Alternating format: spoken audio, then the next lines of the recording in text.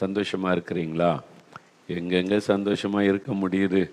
ஒரு நாள் சந்தோஷமாக இருந்தால் உடனே அடுத்த நாள் பிரச்சனை வந்துடுது, போராட்டமாக வருது. அப்படி நினைக்கிறீங்களா? வாழ்க்கை என்பது போராட்டமே, நல்லதொரு போராட்டமே. ஃபாதர் அருமையாக பாட்டு பாடியிருக்கிறாங்க, வேறு வசனத்தை வைத்து தான். அதனால் இந்த உலகத்தில் வாழும் வரைக்கும் போராட்டம்லாம் இருக்கும். அதுக்கு மத்தியில் நாம் இயேசுக்குள்ளே மகிழ்ந்திருக்கணும். அதுதான் சத்தியம். என்ன நடந்தாலும் இயேசுக்குள்ளே மகிழ்ச்சியாக இருப்பார். எப்படிங்க மகிழ்ச்சியாக இருக்க முடியும்னா, இயேசு கூட இருக்கார்ல, அதுதான் சந்தோஷம். எது வேணாலும் நடக்கட்டும், ஆனால் இயேசு என் கூட இருக்கிறதுனால முடிவு நன்மையாக தான் இருக்கும். இந்த பிரச்சனை பாடுகளை நிரந்தரமாக தங்க முடியாது. இதெல்லாம் மாற்றுகிற ஒரு ஆண்டவர் என்னோடு இருக்கிறார். அந்த ஒரு சந்தோஷம் நமக்குள்ளே இருக்கணும். அப்போ நீங்கள் எப்பவுமே சந்தோஷமாக இருக்கணும்னு தான் ஆண்டவர் விரும்புகிறார்.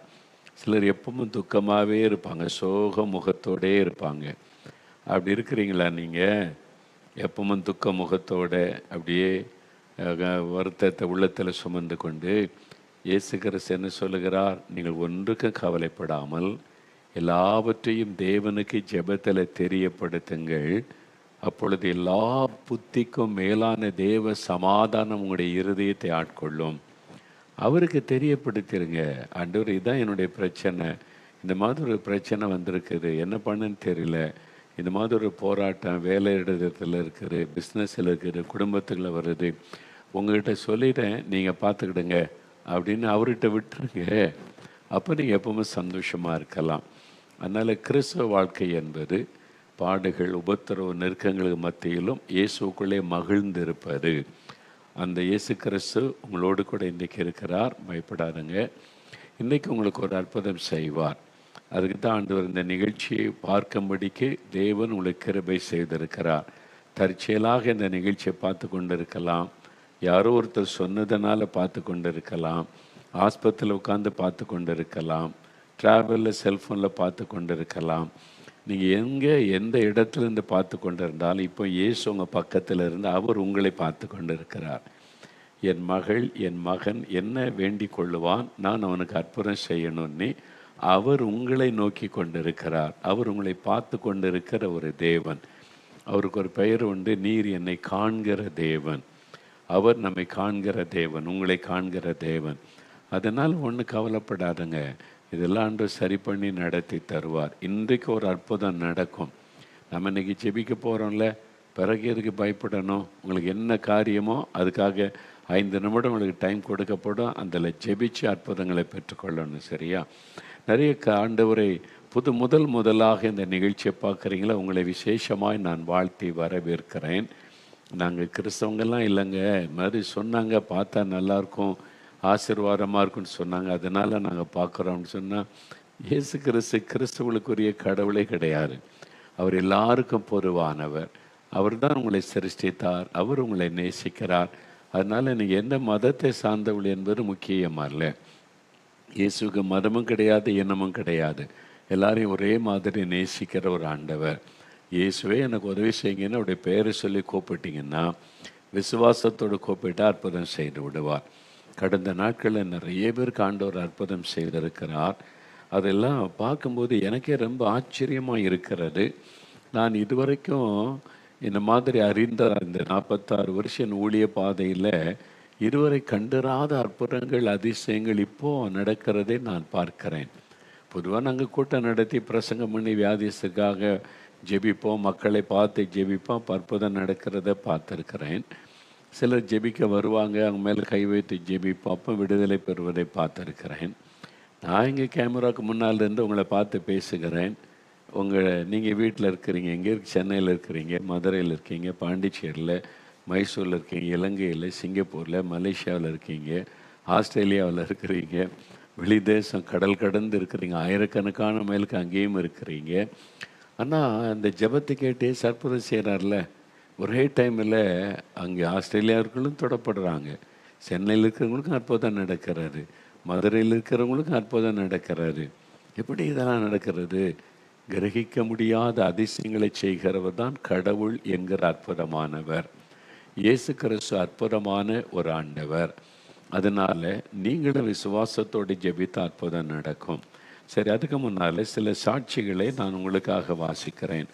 ஒரு 5 சாட்சிகளை நான் வாசிக்கிறேன். அதன் பிறகு 2 சாட்சிகளை வீடியோவில் பார்க்க போகிறோம். அப்புறம் ஒரு 5 நிமிடம் ஜெபம். உங்களை ஜெபிக்க நல்லா ஆயத்தப்படுத்தி கொள்ளுங்க. கவனமாக சாட்சியை கேட்கணும். டிஸ்டர்பன்ஸ் இருக்கக்கூடாது. நீங்கள் ஜெபிக்கும்போது மற்றவங்களுடைய தொந்தரவு இருக்கக்கூடாது. கண்ணை தந்து வேடிக்கை பார்த்துட்டு ஜெபிக்கக்கூடாது. கருத்தாக ஒரு மனமாக கவனமாக நீங்கள் குறிப்பாக ஜெபிக்கணும். அப்போ தான் அற்புதத்தை காண முடியும். ஏன்னா தானே நாங்கள் எங்கே பார்த்துக்கிட்டு அப்படியே இயேசுவே இயேசுவே அப்படிலாம் செய்யக்கூடாது. கண்களை மூடி இயேசுவை நினைத்து, இருதயத்தில் இயேசுவை மாத்திரம் நினைத்து, இயேசு கிறிஸ்துவின் நாமத்தில் எனக்கு ஒரு அற்புதம் நடக்கணும், இயேசுவே அற்புதம் செய்யும், அப்படி ஜெபிக்கும் போது அற்புதம் நடக்கும். அப்படியா? பாருங்கள், அற்புதம் பெற்றவங்க சொல்கிறாங்க. அதை நீங்கள் கேளுங்க. நான் வாசிக்கிறேன் இந்த சாட்சிகள். இது அவங்களா ஃபோனில் எங்களுக்கு தெரியப்படுத்தி, அப்புறம் அவங்களோட தெளிவாக பேசி நடந்தது உண்மைதான்னு கன்ஃபார்ம் பண்ண பிறகு தான் அந்த சாட்சி உங்களுக்கு முன்னால் நாங்கள் வாசிப்போம். அவங்களுடைய முகவரி, அவங்களுடைய அட்ரஸ்ஸு, ஃபோன் நம்பர் எல்லாமே எங்கள் இடத்துல உண்டு. சரியா? இப்போ முதலாவது சகோதரர் வேலு விக்டர், திருநெல்வேலியிலேருந்து சகோதரர் வேலு விக்டர். இவங்க வாழ்க்கையில் ஒரு அற்புதம் நடந்திருக்கு பாருங்களேன். என் மனைவி கடந்த 4 வருடங்களாக பிசாசு போராட்டத்தினால் மிகவும் அவதிப்பட்டாள். நன்றாக இருக்கும்போதே திடீரென கீழே விழுந்து அவளுடைய நாக்கை அவளே கடித்து கொள்வாள். இதனால் வாயிலிருந்த இரத்தம் வந்துவிடும். சுய நினைவே இருக்காது. இந்த பிரச்சனை வரும்பொழுதெல்லாம் என் மனைவி மிகவும் பலவீனப்பட்டு காணப்படுவாள். சரியாக என் மனைவியால் சாப்பிட முடியாது. இந்த பிரச்சனை இரவு நேரத்திலும் வரும், பகல் நேரத்திலும் வரும். மேலும் எங்கும் பிரயாணப்பட்டு போனாலும் வந்துவிடும். ஆகவே எப்பொழுதும் என் மனைவியினுடன் நான் இருந்து கொண்டே இருக்கணும். மருத்துவமனையில் சென்று பரிசோதித்த போது நரம்பு பாதிக்கப்பட்டுள்ளது. இதற்காக மருந்து மாத்திரை சாப்பிட வேண்டும் என்று மருத்துவர்கள் கூறினார்கள். தொடர்ந்து மாத்திரை மருந்துகள் சாப்பிட்டு வந்தாலும் இந்த பிரச்சனை சரியாகவே இல்லை. இந்த சூழ்நிலையில்தான் தேவனுடைய கூடாரத்தில் நடக்கும் அற்புத விடுதலை பிரார்த்தனை ஜெபத்தில் ஒவ்வொரு வியாழக்கிழமையும் தவறாமல் வந்து ஜெபிக்க ஆரம்பித்தோம். 2023ஆம் வருடம் டிசம்பர் மாதத்தில் ஒரு நாள் அற்புத விடுதலை பிரார்த்தனையில் கலந்து கொண்டோம். அன்றைய தினத்தில் தேவ ஊழியர் ஒருவர் பிசாசின் பிடியில் உள்ளவர்களின் விடுதலைக்காக ஜெபித்தார்கள். என் மனைவியும் ஒப்பு கொடுத்து ஜெபித்தாள். பெரிய ஆச்சரியம், ஜெபித்த அந்த நாளில் இருந்தே என் மனைவிக்கு அந்த பிரச்சனை எதுவும் வரவில்லை. இப்பொழுது நன்றாக தூங்குகிறாள், நன்றாக சாப்பிடுகிறாள், அவள் வேலையை அவளே செய்கிறாள், எங்கு சென்றாலும் தனியாகவே சென்று வருகிறாள். இயேசு கிறிஸ்துவின் மனைவியை தொட்டு பூரண விடுதலை கொடுத்தார். இயேசுவுக்கு நன்றி. ஒரு பிசாச போராட்டம் பாருங்கள். அங்கங்கே திடீரென்று அவங்க கீழே அப்படியே மயங்கி விழுந்துருவாங்க. அந்த மாதிரி எந்த நேரத்தில் அந்த வரும், அந்த பிசாஸ் அட்டாக் வரும்போது மயங்கி கீழே விழுந்துருவாங்க. அப்போ ஒரு பயம் பார்த்தீங்களா? சமையல் பண்ணிகிட்டு இருக்கும்போது வரலாம், ரோட்டில் நடந்து போயிட்டு இருக்கும்போது அது அட்டாக் பண்ணலாம், எனி டைம். அப்போது எவ்வளோ கஷ்டப்பட்டிருக்கான். 4 வருஷம் அங்கே தேவனுடைய கூடாரத்தில் ஒவ்வொரு வியாழக்கிழமையும் அற்புத விடுதலை பிரார்த்தனை 11 மணிலேருந்து 2 மணி வரை நடைபெறும். சுமார் 4000-5000 மக்கள் ஒவ்வொரு வாரமும் வருகிறார்கள். நிறைய பேருக்கு இயேசு அற்புதம் செய்கிறார். இயேசு அவங்களை தொட்டு குணமாக்குகிறார். பிசாசு கட்டுகள் அறுக்கப்படுகிறது. அதனால் அந்த மக்கள் சந்தோஷமாக வர்றவங்கெல்லாம் மகிழ்ச்சியோடு போகிறாங்க. தனிப்பட்ட முறையில் ஜெபிக்க விரும்புகிறவர்களுக்கும் ஜெபங்கள் ஏறெடுக்கப்படுகிறது. அதை தான் சொல்லியிருக்காங்க. அங்கே வந்திருக்கும் போது தான் ஆண்டவர் அவங்க ஜெபத்தை கேட்டு பூரண விடுதலை தந்து விட்டார். இன்றைக்கு உங்களுக்கு விடுதலை தருவார். சரி, அடுத்து சகோதரி கீதா, கோயம்புத்தூர். அங்கே வந்து சகோதரி கீதா கோயம்புத்தூர்லேருந்து எழுதியிருக்கிறாங்க. கடந்த மார்ச் மாதத்தில் இருந்து தொடர்ச்சியாக 3 மாதங்கள் உதரப்போக்கு மற்றும் வயிற்று வலியால் நான் மிகவும் வேதனைப்பட்டு வந்தேன். மேலும் இரவும் பகலும் தொடர்ச்சியாக இருமல் எடுத்துக்கொண்டே இருக்கும். இதனால் இரவு நேரத்தில் தூங்கவே முடியாது. வயிற்று வலி ஒரு பக்கம், இருமல் ஒரு பக்கம். என்னால் தாங்க முடியாமல் அழுது கொண்டே இருப்பேன். இதற்காக மருத்துவமனைக்கு சென்றேன். மருத்துவர்கள் எல்லா பரிசோதனைகளையும் செய்து பார்த்துவிட்டு எல்லாம் நார்மலாக இருக்கிறது, ஏன் உங்களுக்கு வயிறு வலி வருகிறது என்று தெரியவில்லை என்று சொல்லிவிட்டார்கள். வயிற்று வலி மற்றும் இருமல் நிமித்தமாக நிற்பதற்காக தொடர்ச்சியாக மருந்து மாத்திரைகள் சாப்பிட்டும் எந்த மாற்றமும் ஏற்படவில்லை. என் சரீரத்தில் உள்ள வேதனை தாங்க முடியாமல் மனது அளவிலும் மிகவும் பாதிக்கப்பட்டேன். வாழ்வதை விட மரித்துவிட்டால் நல்லது என்று நான் எண்ணியிருக்கிறேன். இப்படிப்பட்ட சூழ்நிலையில் கடந்த ஜூன் மாதம் நடைபெற்ற அற்புத பெருவிழா நேரலை நிகழ்ச்சியை நானும் என் கணவரும் பார்த்தோம். நீங்கள் வியாதியஸ்தருக்காக ஜெபித்து கொண்டிருந்த போது என் கணவர் என் மீது கை வைத்து மிகுந்த பாரத்தோடு ஜெபித்தார். நானும் கண்ணீரோடு இயேசுவிடம் ஜெபித்தேன். அந்த நாள் இரவில் இருந்து தொடர்ச்சியாக இருந்து வந்த உதரப்போக்கு, வயிற்று வலி மற்றும் இருமல் நின்று விட்டது. இப்பொழுது நான் நல்ல சுகத்தோடு இருக்கிறேன், நன்றாக தூங்குகிறேன். ஜெபத்தை கேட்டு 3 மாதமாக என் சரீரத்தில் இருந்த பலவீனம் எல்லாம் நீங்கி சுகம் கொடுத்த இயேசுவுக்கு ஸ்தோத்திரம். பார்த்தீங்களா, ஒரு மனைவி கஷ்டப்படுறாங்க வியாதியினால, கணவன் மனைவி 2 பேரும் ஒருமனப்பட்டு ஜெபிக்கிறாங்க. இயேசு சொன்னால பூமியில் 2 பேர் ஒருமனப்பட்டு எதை கேட்டாலும் அதை நான் செய்வேன் என்று. ஒரு கணவன் மனைவி ஒருமனப்பட்டு ஜெபிச்சுட்டா உடனே இங்கே அற்புதம் நடக்கும். ஒருவேளை கணவர் பக்கத்தில் இல்லை, மனைவி பக்கத்தில் இல்லைன்னா உங்கள் குடும்பத்தார் பிள்ளைகள் இருக்கலாம், தாயார் தகப்பனார் யாராவது இருக்கலாம், ஒருமனப்பட்டு இணைந்து ஜெபிப்பார். அந்த ஜெபம் வல்லமை உள்ளது. பாருங்கள் எவ்வளோ அற்புதமாக ஆண்டு சுகம் கொடுத்துருக்கிறார்ல. சகோதரர் மதியழகன், திருநெல்வேலி, இவங்களுக்கு ஒரு பெரிய அற்புதம் நடந்திருக்கு பாருங்களேன். கடந்த 7 மாதமாக என்னுடைய வலது கையில் ஒரு எலுமிச்சை பழம் அளவில் ஒரு கட்டி இருந்து வந்தது. கட்டி அவ்வப்போது வலிக்கும். நான் பனைமர ஏறும் தொழில் செய்வதால் மரம் ஏறுவதற்கு மிகவும் சிரமமாக இருந்து வந்தது. இப்படிப்பட்ட சூழ்நிலையில் கடந்த அக்டோபர் 12ஆம் தேதி ஜெபிக்கலாமாங்க நேரில் நிகழ்ச்சியை பார்த்து கொண்டிருந்தேன். நீங்கள் வியாதியஸ்தருக்காக ஜெபிக்கும் ஜெப நேரத்தில் என்னுடைய கையில் உள்ள இயேசுவின் நாமத்தினால் கட்டி மறையட்டும் என்று விசுவாசத்தோடு ஜெபம் செய்தேன். ஜெபித்த மறுநாள் யதார்த்தமாக கையை பார்த்தபோது கையில் கட்டி இல்லை. கட்டி இருந்த இடமே தெரியாமல் மறைந்து விட்டது. எனக்கு மிகுந்த ஆச்சரியம். ஜெபத்தை கேட்டு 7 மாதமாக என் வலது கையில் இருந்த கட்டியை அற்புதமாக மறைய செய்த இயேசுவுக்கு ஸ்தோத்திரம். எலுமிச்சம்பழ அளவு சைஸில் இருக்குமா. 7 மாதமாக அந்த கட்டி விசுவாசத்தோடு கருத்தாக ஜெபித்த உடனே ஆண்டவர் கட்டி எடுத்து போட்டு விட்டார், மறைந்து விட்டது. இதெல்லாம் எவ்வளோ பெரிய அற்புதம் இல்லை? இருந்த கட்டி அடுத்த நாள் பார்த்தா காணவில்லை.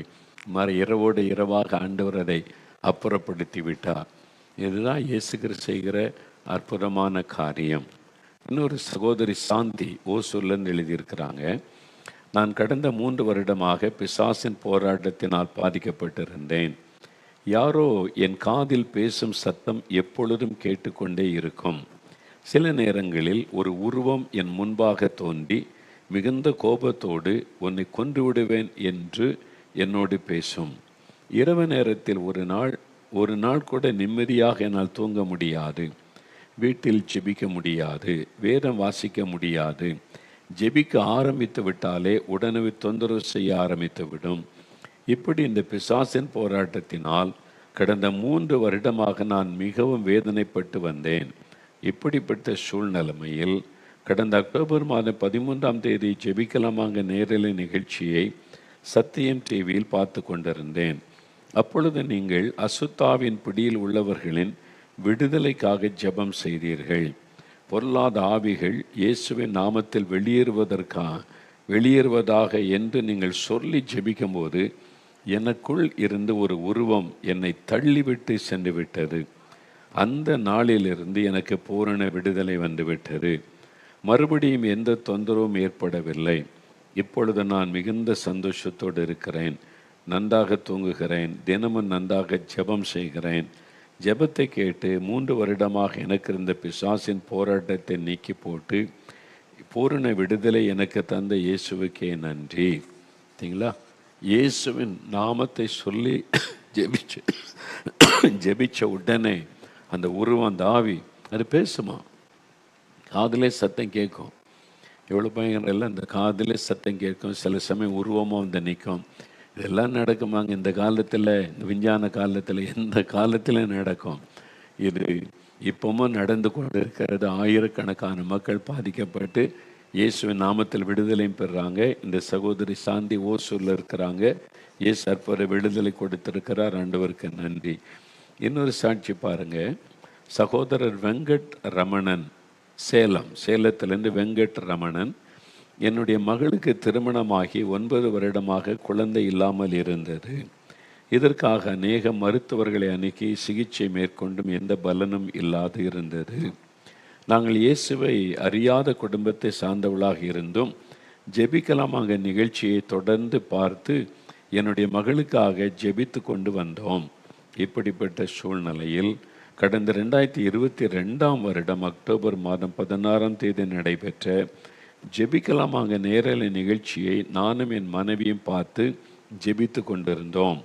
ஜெப வேளையில் நீங்கள் என் மனைவியின் பெயரை சொல்லி உங்கள் குடும்பத்தின் மேல் உள்ள சாப கட்டுகள் அறுக்கப்படுகிறது, ஆசீர்வாதத்தின் தடைகள் நீங்குகிறது, இருள் விலகி உங்கள் குடும்பத்தில் வெளிச்சம் உதிக்கிறது, உங்களுடைய ஜெபங்கள் கேட்கப்பட்டது என்று சொல்லி எங்களுக்காக ஜெபம் செய்தீர்கள். அந்த நாளிலிருந்து இந்த வார்த்தைகளை சொல்லி விசுவாசத்தோடு நானும் என் மனைவியும் தொடர்ந்து ஜெபித்து கொண்டு வந்தோம். கடந்த 2023 வருடம் ஜூலை மாதத்தில் என்னுடைய மகள் கர்ப்பம் தரிக்க தேவன் கிருபை செய்தார்.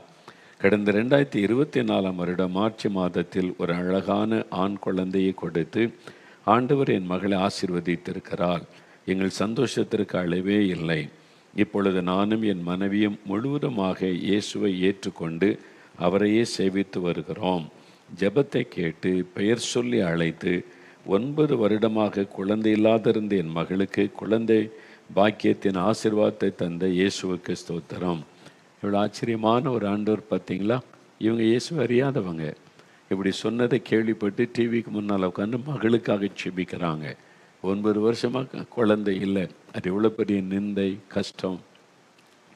அந்த மகளுக்கும் அந்த மகளுடைய பெற்றோருக்கும் தான் தெரியும் அந்த கஷ்டம். ஆனால் அவங்க ஜெபிக்கிறாங்க. சின்சியராக ஜெபிக்கும்போது ஆண்டவர் பெயரை சொல்லி ஜெபம் கேட்கப்பட்டது. அதே ஆண்டவர் தெளிவாக சொல்லி வெளிச்சம் உங்களுடைய வாழ்க்கையில் உதிக்கிறது, இருள் விலகிட்டு. ஆமாம், சாத்தானாக இருள், பாவ இருள் விலகி ஒரு ஆசீர்வாதம் வந்து விட்டதில்லை. குழந்தை ஆண்டவர் கொடுத்துட்டார்.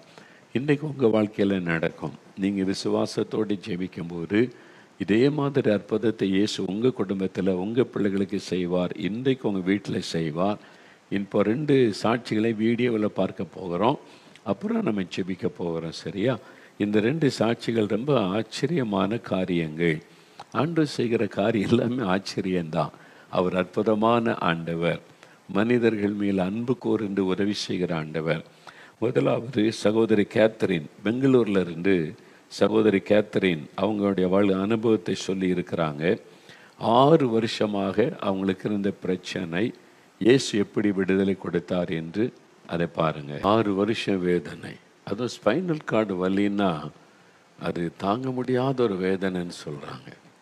தான் எவ்வளோ கஷ்டம். குனிய முடியாது, ஒரு பொருளை தூக்க முடியாது, நேர காலை நீட்டி படுத்து தூங்க முடியாது. எவ்வளோ கஷ்டம் இல்லை? 6 வருஷம் அந்த வேதனை. ஆனால் இயேசு அதை கவனித்தார். அவனுடைய பாரமுள்ள ஜெபத்தை கேட்டார். ஆண்டவர் ஜெபத்தை கேட்டு அவங்க பேரையும் சொல்கிறாரு, அவங்க என்ன ஜெபிச்சாங்கன்றதையும் சொல்கிறார் ஆண்டவர். அவங்க என்ன ஜெபிச்சாங்களோ ஆண்டவரே சாட்சி சொன்ன மகளை பார்த்து இவங்களுக்கு அற்புதம் செய்தீங்களே எனக்கும் செய்யுங்க. அதே வார்த்தையை சொல்லி ஆண்டவர் குணமாக்குகிறார். சொன்ன அந்த நிமிஷம் இந்த வலி போனது தான். உடனே சரீரத்தில் வந்து இம்மீடியட் ஹீலிங், அந்த சேஞ்ச் இம்மீடியட்டாக உடனே அந்த வலி மறைந்தது. 6 வருஷமாக அந்த ஸ்பைனல் கார்டு வலி உடனே மறைந்தது. அதுக்கு பிறகு 1 வருஷம் ஆயிட்டு நல்ல சுகத்தோடு இருக்காங்க. பார்த்தீங்களா? இதுதான் இயேசு. இந்த இயேசு கிறிஸ்து உங்களை நேசிக்கிறார், உங்களுக்கு அற்புதம் செய்ய விரும்புகிறார். இன்றைக்கி உங்களுக்கு என்ன பிரச்சனை? ஸ்பைனல் கார்டு பிரச்சனையா? எலும்பில் போன் ஜாயிண்ட் பெயினா? நரம்பில் பிரச்சனையா? கிட்னி பிரச்சனையா? ஹார்ட்டில், லங்ஸில், லிவரில், எனி ப்ராப்ளம், எதையும் சுகமாக்க இயேசு வல்லமை உள்ளவர். இன்றைக்கு நீங்கள் ஜெபிக்கும்போது உங்களுக்கு அற்புதம் நடக்க போகிறது. உங்களுக்கு பிரியமானவங்க இருந்து அவங்க மேலே கை வைத்து நீங்கள் ஜெபிக்கணும். சரி, இன்னொரு சாட்சியம் கேட்டோம். இது ஒரு அற்புதமான ஒரு காரியம் பாருங்களேன். இயேசு கிறிஸ்து செய்கிற காரியம்லாம் அவ்வளவு அற்புதமானது. எவ்வளோ அற்புதமான ஒரு ஆண்டவர். இப்படி ஒரு ஆண்டவரை நமக்கு சொந்தமாக்கி வைத்து கொண்டு அதை விட ஒரு மேன்மை எதுவுமே இருக்க முடியாது.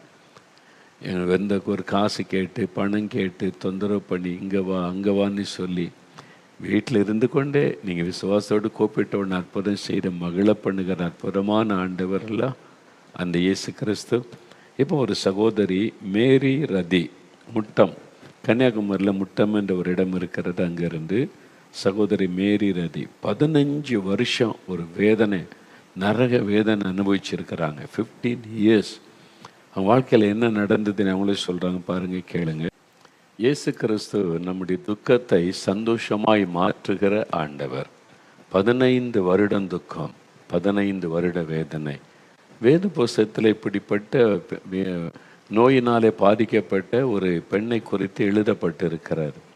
அவளுக்கு 12 வருடம் அந்த பெரும்பாடு இந்த உதரப்போக்கு பாதிப்பு இருந்தது. 12, இவங்களுக்கு 15 வருஷம். யோசித்து பாருங்க, எப்படி செயலற்று போன நிலைமையில் கடைசியில் கர்ப்பப்பையில் பெரிய கட்டி இருக்குது, ஆப்ரேஷன் பண்ணணும் அப்படின்னு சொன்னால் விசுவாசத்தோடு ஜெபிச்சாங்க. ஜெபிக்கும்போது அது ஒரு ஆவி பார்த்திங்களா, அந்த கட்டியை கொண்டு வந்து அவருடைய கர்ப்பப்பையை தாக்கி அவனுடைய சரீரத்தை பாதிப்புக்குள்ளாக்கின ஒரு ஸ்பிரிட் ஆஃப் இன்ஃபர்மிட்டி, பலவீனப்படுத்துகிற வியாதியை கொண்டு வருகிற ஆவி. அது இயேசுவின் நாமத்தை சொன்னோன்னா அந்த ஆவி அவங்களை கீழே தள்ளிவிட்டு போய்விட்டார். அது போகும்போது வியாதியை எடுத்துகிட்டு போயிட்டு அவ்வளோதான், முடிஞ்சது. இப்போ எழும்புனா பாடியை ஃப்ரெஷ் ஆகிட்டு எவ்வளோ சந்தோஷமாக சொல்கிறாங்கல்ல. 15 வருஷம் இந்த வேதனைக்கு ஒரு முடிவை கர்த்தர் உண்டாக்கிட்டார். இயேசு கிறிஸ்து உங்களுக்கு செய்வார், சகோதரி உங்களுக்கு செய்வார். இல்லைங்க இதெல்லாம் சுகமாக்க முடியாத வியாதின்னு டாக்டர் சொல்கிறாங்க. டாக்டர் சொல்லலாம், இயேசு சொன்னாரா என்னால் முடியாதுன்னு? அவரால் குணமாக்க முடியாத வியாதி ஒன்றுமில்லை. எத்தனை வருட வியாதியாக இருந்தாலும் அவரால் குணமாக்க முடியும். இப்போ இதே நேரம் நீங்கள் பெற்றுக்கொள்ள போகிறீங்க. இயேசு அற்புதம் செய்ய ஆயத்தமாக இருக்கிறார். நீங்கள் பெற்றுக்கொள்ள ஆயத்தமாக இருக்கிறீங்களா? உங்கள் பக்கத்தில் தான் இருக்கிறார். அப்படியே நீங்கள் அவருக்கு ரொம்ப சமீபமாக தான் இருக்கிறீங்க. உங்களுக்கு பக்கத்தில் தான் அவர் வந்திருக்கிறார். நீங்கள் அவர் கை நீட்டி தொடுகிற தூரத்தில் தான் நீங்கள் இருக்கிறீங்க. அவரோட பக்கமாக இயேசு இருக்கிறார். உண்மையாக விசுவாசத்தை ஜெபிக்கும் போது அவருடைய தொடுதலை உணர்வீங்க. உங்களுடைய சரீரத்தில் பொல்லாத ஆவி வியாதியை கொண்டு வந்திருந்தால் அது வெளியேறும். அது வெளியேறும் போது அந்த வியாதியை போய்விடும். அந்த வலி வேதனை கட்டிகள் மறைந்து விடும். இப்போ வியாதி உள்ள இடத்துல கை வைக்கணும். நீங்கள் எங்கெங்கே வியாதி இருக்குது, பலவீனம் இருக்குது, கட்டிகள் இருக்கிறது, கை வைங்க. கண்ணில் பிரச்சனைனா கண்ணில் கை வைத்து கொள்ளுங்க. இருதயத்தில் பிரச்சனை சுகம் வேண்டும்னா இருதயத்தில் கை வைங்க. எங்கே கட்டிகள் இருக்கிறது, தைராய்டு கட்டி, வயிற்று பகுதியில் கட்டி, மார்பு பகுதியில் கட்டி, அந்த இடத்துல கை வைத்து கொண்டு இயேசுவின் நாமத்தில் இந்த கட்டி மறைந்து போகட்டும். இயேசுவே இந்த கட்டியை நீர் எடுத்து போட்டு விடும். இயேசுன்ற பெயரை சொல்லி நீங்கள் ஜெபிக்கும் போது உடனே அற்புதம் நடப்பதை நீங்கள் காண்பீங்க. இப்போது நம்ம கண்களை மூடி கருத்தாக ஜெபிக்கணும். எண்ணம் சிதறக்கூடாது. ஒரு மனமாக இயேசுவை கண் முன்னால் இருதயத்தில் அவரை நிறுத்தி நம்ம ஜெபிக்கணும். இப்போ ஜெபிக்கணும். சொல்லுங்கள், இயேசுவே உமக்கு ஸ்தோத்திரம், இந்த அருமையான சாட்சிகளுக்காக ஸ்தோத்திரம். இவங்களுக்கெல்லாம் அற்புதம் செய்த ஆண்டவர், இன்றைக்கு எனக்கு நீர் அற்புதம் செய்ய போகிறீர். இயேசுவே நான் அதை விசுவாசிக்கிறேன். எனக்கு அற்புதம் செய்ய எங்கள் வீட்டுக்கு வந்திருக்கிறீர், நான் இருக்கிற இடத்துல வந்திருக்கிறீர், இப்பொழுது என் பக்கத்தில் நீங்கள் இருக்கிறீங்க. நான் அதை விசுவாசிக்கிறேன்.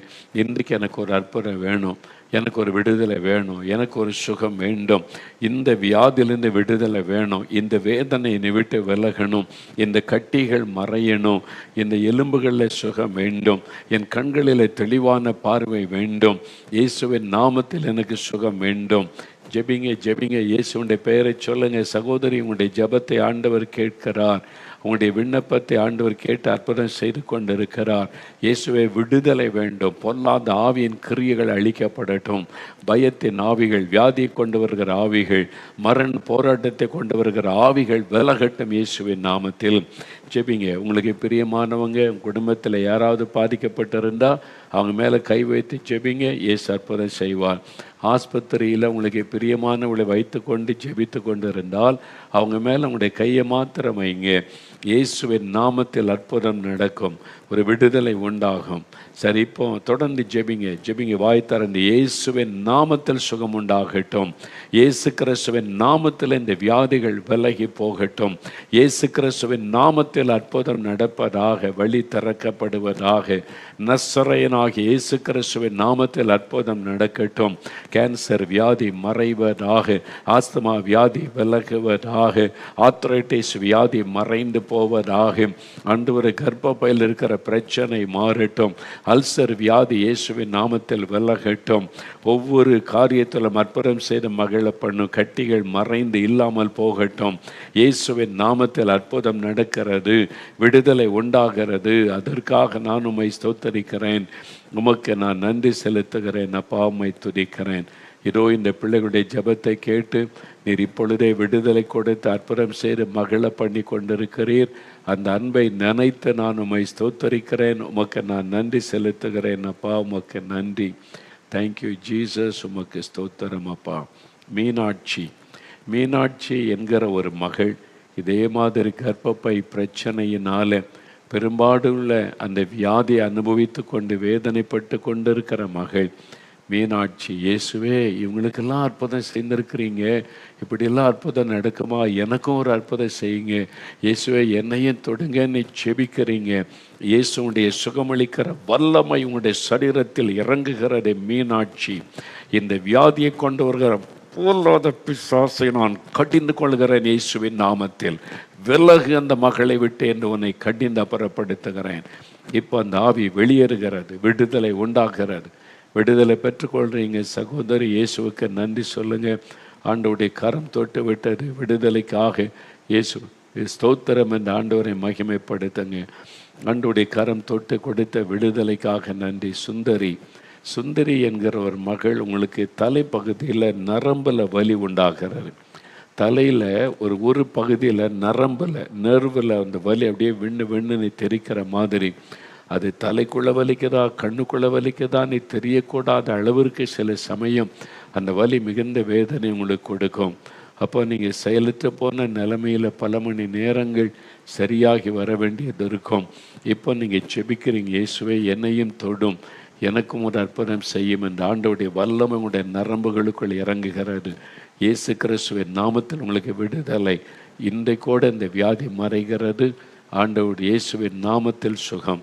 இயேசுவே ஸ்தோத்திரம். நீ வாய் திறந்து சொல்லுங்கள், இயேசுவே உமக்கு ஸ்தோத்திரம், உமக்கு நன்றி அப்படின்னு சொல்லுங்கள். ஆண்டவர் மகிழ்ச்சி அடைகிறார். ஆண்டவருக்கு ஸ்தோத்திரம் உண்டாகட்டும். தகப்பனே, நீர் செய்கிற அற்புதங்களுக்காக நான் உம்மை துதிக்கிறேன், உம்மை ஸ்தோத்தரிக்கிறேன், நன்றி செலுத்துகிறேன். விமலன் என்கிற ஒரு சகோதரர் ஜெபிக்கிறீங்க. ஆண்டவருடைய வல்லமை உங்களுக்குள் இறங்குகிறது. உங்களுடைய சிறுநீரகத்தில் ஒரு பாதிப்பு வந்து அந்த பகுதியில் ஒரு வலி உண்டாகி இருக்கிறது. சீக்கிரத்தில் டயாலிஸ் பண்ண வச்சுருவாங்களோ, அது கிட்னி முற்றிலும் செயலற்று போய்விடுமோ ஒரு பயம். அந்த இடத்துல வலி இருக்கிறது. இயேசு கிறிஸ்துவின் நாமத்தில் உங்களுக்கு சுகம் உண்டாகிறது. உங்கள் ஜெபம் கேட்கப்பட்டது. இந்த நிமிஷத்திலிருந்து அந்த வலி மறைந்து அந்த பிரச்சனை விலகுகிறது. பூரண சுகம் உங்களுடைய சிறுநீரகத்தில் உண்டாகிறது. இயேசுவுக்கு நன்றி சொல்லுங்கள். இயேசுவே உமக்கு ஸ்தோத்திரம், உமக்கு நன்றி அப்படின்னு ஆண்டவரை துதிங்க. அப்போ அற்புத மாற்றம் உண்டாவதை காண்பீங்க. அநேகரை ஆண்டவர் இன்றைக்கு தொடுகிறார். விடுதலை உண்டாகி கொண்டு இருக்கிறது. இயேசுவுக்கு ஸ்தோத்திரம், ஸ்தோத்திரம், ஸ்தோத்திரம். மனதார நாங்கள் உம்மை துதிக்கிறோம் ஆண்டவரே. பொல்லாத பிசாசு பலவீனப்படுத்துகிற ஆவிகள் விலகட்டும் இயேசுவின் நாமத்தில். குடல் பகுதியை தாக்குகிற ஆவி, ஜீரண உறுப்பை தாக்குகிற ஆவி, அது விலகட்டும் இப்பொழுது. வயிற்றை எப்பொழுதும் ஊதிக்கொண்டே இருக்கிற மாதிரி ஒரு வேதனை, வலி, அந்த மாதிரி சாப்பிட பயம், அது மாதிரி ஜீரண உறுப்பை பலவீனப்படுத்துகிற ஆவியை கடிந்து கொள்ளுகிறேன். அநேகர் விடுதலை அடைகிறீங்க. இயேசுவுக்கு ஸ்தோத்திரம். என் ஆண்டவருக்கு நீங்கள் நன்றி சொல்லுங்கள். ஆண்டவருடைய கரம் தொட்டதற்காக உமக்கு ஸ்தோத்திரம். தகப்பனே, இன்றைக்கு உம்முடைய பிள்ளைகள் யார் யார் ஜெபித்தாங்களோ, என்னென்ன கேட்டாங்களோ அதிலெல்லாம் நீங்கள் அற்புதம் செய்துட்டீங்க. சுகம் கொடுத்தீங்க, விடுதலை கொடுத்தீங்க, ஆசீர்வதிச்சிட்டீங்க. குழந்தை செல்வத்தை கேட்டு ஜெபிக்கிற பிள்ளைகளுக்கு கற்பத்தின் ஆசீர்வாதம் உண்டாகட்டும்.